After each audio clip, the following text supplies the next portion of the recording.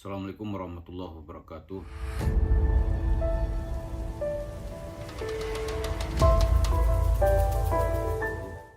Para pemirsa, channel kita ini seperti biasa adalah mengulas, mengkritik, dan memberi masukan seputar Yusuf Mansur, baik terhadap tuduhan penyelewengan yang ditimpakan kepada dirinya, kebohongan demi kebohongan yang dirasakan oleh masyarakat dan sekitar itu.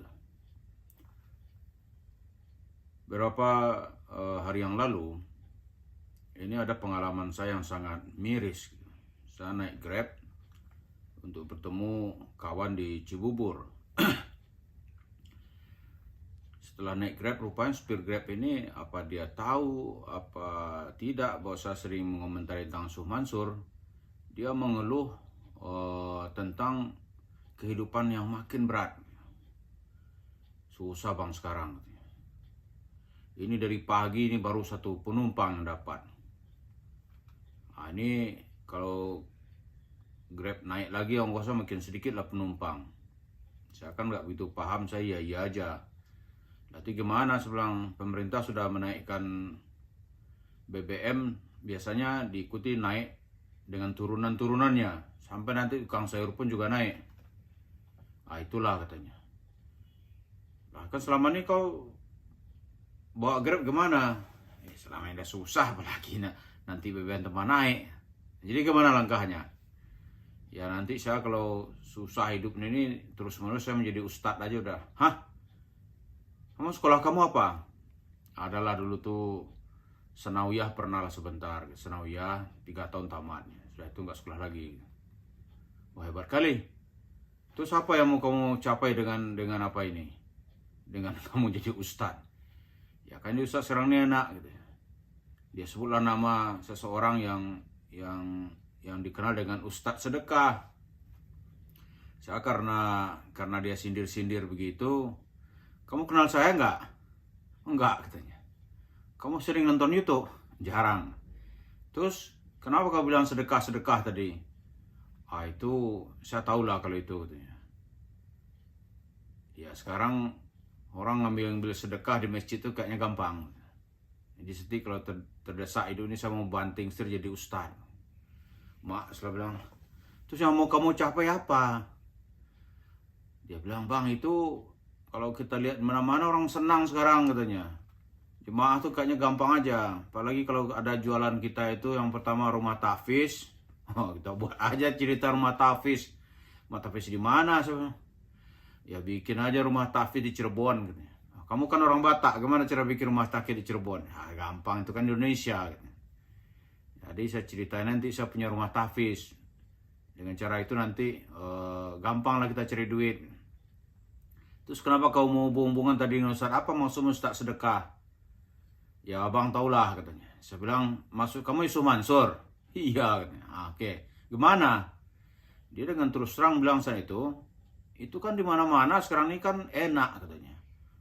Kita tipu aja jemaah ini atas nama sedekah. Dia ikut itu katanya. Kita bikin rumah tahfiz. Ya kita sakti-saktikanlah diri kita dikit. Saya ada jumpa Tuhan. Gitu. Atau kita ada jumpa Nabi Muhammad. Ngeri lah saya nggak ikut sebelum. Ya, itu nggak apa-apa dia. Dia jual tuh nama Nabi. Nabi ikut di garasi mobilnya katanya. Nabi katanya datang ke rumahnya. Itu sesat dari apa lagi? Aku nih tamat Sanawiyah di guruku bilang tuh pemikiran sesat. Gitu. Kok di Indonesia nggak diapa-apain. Dan saya nanti kalau nggak maju usaha saya sebagai Grab ini. Saya nanti akan bikin rumah tahfiz. Ya udahlah jadi ustaz sedekah juga kita. Saya yakin ada rezeki di sana. Nipu-nipu dikit lah bang, nggak apa-apa lah. Jemaah ini, orang Islam ini kan pemaaf gitu. Kita dikasih. Nah para pemirsa itu gambaran ketika orang frustasi sekarang ini mereka ingin juga lah itu ya, pengen sukses. Nah ingin sukses sekarang tuh mereka akan mengikuti langkahnya Yusuf Mansur. Nah di Yusuf Mansur nanti akan ada saingan ini. Ada saingan orang-orang yang juga buka cerita rumah tahfiz. Nah, jangan marah pula nanti ini saya yang kaplingku diambil orang. Enggak. Ini orang enggak peduli juga sekarang ini. Mau dituduh menipu, Nah, itu ternyata masjid umat Islam itu disebut sebagai lahan subur untuk mendapatkan uang. Atau dalam bahasa yang lain kita balikkan, itu bisa disebut masjid sebagai mata rantai terlemah umat Islam. Ini orang kalau udah bicara sedekah, bicara rumah tahfiz, biasanya umat Islam tuh hatinya langsung luluh. Udahlah, kasih aja dah. Nanti dia baru menyesal setelah uang-uang yang dikasih itu diselewengkan. Baru kutuk dan sumpah serapahnya keluar. Jadi kalau kita lihat lebih jauh para pemirsa, memang untuk mendekati Islam ini, bahkan untuk melumpuhkan Islam ini, kalau upaya orang-orang non-muslim, orang kafir katakanlah ya, kalau dari luar dia susah dia. Apalagi kalau orang Islam itu melawan, bangkit semangat perlawanan itu susah dia. Nah, cara yang terbaik itu adalah itu masuk ke dalam barisan Islam itu, lalu dirusak Islam dari dalam. Dan kalau bahasa yang lebih global lagi, itu yang dilakukan oleh orientalis. Salah satu tokoh orientalis itu misalnya Goldziher. Ya, Goldziher itu dia teliti kehidupan Nabi, ucapan-ucapan Nabi, hadis-hadis Nabi, Sahih Bukhari, Muslim, dia teliti semuanya. Tapi kesimpulannya nggak enak. Apa kesimpulannya? Dalam rentang waktu 200 tahun, barulah ucapan-ucapan Nabi itu ditulis. Dalam rentang waktu itu, maka terjadilah distorsi atas ucapan Nabi. Nah, sampai sekarang dari banyak ucapan Nabi itu, kita nggak tahu yang mana yang ucapannya, yang mana yang dilakukan oleh orang-orang yang merusaknya. Jadi hadis Nabi itu menurut orientalis, isinya bohong aja, omong kosong gitu. Saya Bukhari, saya Muslim, Abu Daud, Tirmizi, Nasai, itu sih omong kosong. Coba bayangkan, dia pelajari Islam, dia masuk ke lingkungan Islam, tapi nanti tusukannya dari belakang dia nggak tahan gitu. Dia simpulkan kalau ucapan Nabi itu sebenarnya nggak ada. Kalaupun ada, mana bisa kita memilah-milah lagi dalam rentang waktu 200 tahun. Padahal kalau kita lihat, ucapan-ucapan Nabi itu sudah ditulis oleh para sahabat ketika beliau masih hidup. Tentu juga selain wahyu Al-Quran yang juga ditulis. Maka ada tulisan-tulisan para sahabat. Gitu. Tapi kata orientalis itu nggak ada. Nah, ini salah satu bahayanya ketika orang mempelajari Islam, nggak semua juga. Nggak semua. Tujuannya untuk kebaikan. Begitu juga nanti ketika ahli melihat orang-orang, wah ini ahli ibadah sepertinya nih. Tapi ketika dia berbicara soal-soal agama, ahli menyimpulkan di saat itu kalimatul haq wa gharaduhul batil. Ucapannya benar, sementara tujuannya untuk tujuan kebatilan. Jadi kembali cerita supir Grab tadi itu, sekarang ini banyak orang berdalih proposal rumah tahfiz, proposal sedekah, tapi sebenarnya ya tujuannya itu tidak sesuai dengan apa yang dimaksudkan oleh Islam. Dia mengambil uang dari masjid, tapi nanti digunakannya untuk membeli klub sepak bola misalnya. Ini sekarang yang dikeluhkan oleh masyarakat. Mengapa salah satu alibi Sumansur susah mengelak itu adalah menggunakan uang sedekah masyarakat untuk tujuan duniawi. Atau dalam bahasa kerennya,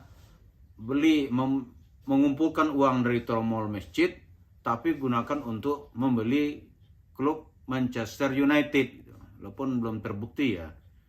Tapi uang jamaah yang bertujuan untuk akhirat ini, itu diumbar bagi dia untuk kehidupan dunia. Disinilah kita lihat, tidak selamanya orang-orang bicara Islam, tapi tujuannya untuk Islam.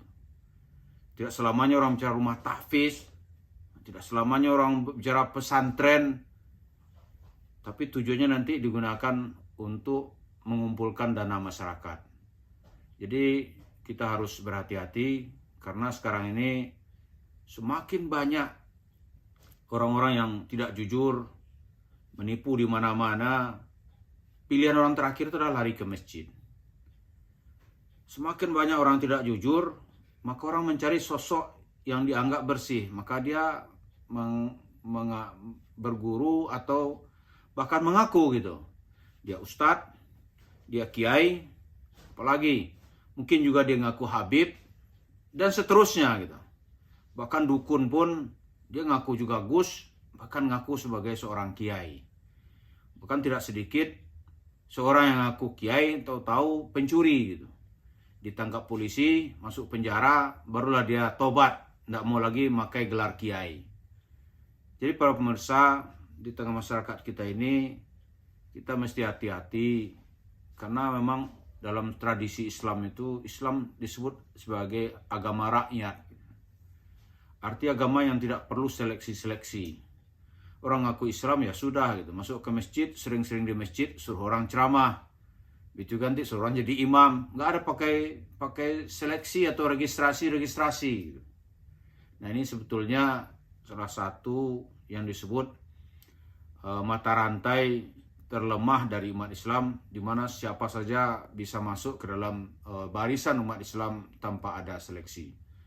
Nah fenomena yang dilakukan oleh Yusuf Mansur sekarang ini, banyak orang mengatakan dia masuk ke barisan terlemah umat Islam, lalu